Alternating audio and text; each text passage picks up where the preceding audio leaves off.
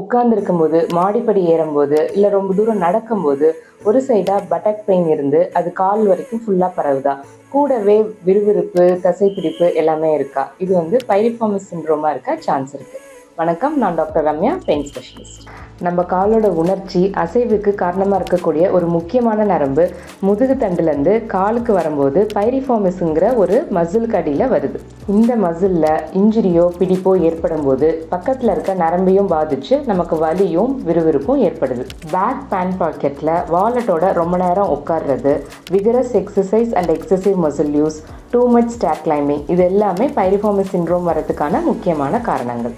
ஆரம்ப காலத்தில் rest, physiotherapy, medications எல்லாமே ஹெல்ப் பண்ணும். அதையும் தாண்டி நீங்கள் பாதிக்கப்பட்ட அந்த தசையில் இன்ஜெக்ஷன் மூலியமாக நசுக்கப்பட்டிருக்க நரம்பை இன்ஜெக்ஷன் மூலியமாக செப்பரேட் பண்ணி ஃப்ரீ பண்ணும்போது சிம்டம் ரிலீஃப் ஈஸியாக கிடைக்கும். கால்வலி, விறுவிறுப்பு இதெல்லாம் டிஸ்க் ப்ராப்ளம்னால மட்டும் கிடையாது, இந்த மாதிரி பைரிஃபார்ம் சிண்ட்ரோம்னாலையும் வரலாம். வலியை அலட்சியப்படுத்தாதீங்க, அட்வான்ஸ் ட்ரீட்மெண்ட் ஆப்ஷன்ஸ் எடுத்துக்கோங்க. நன்றி.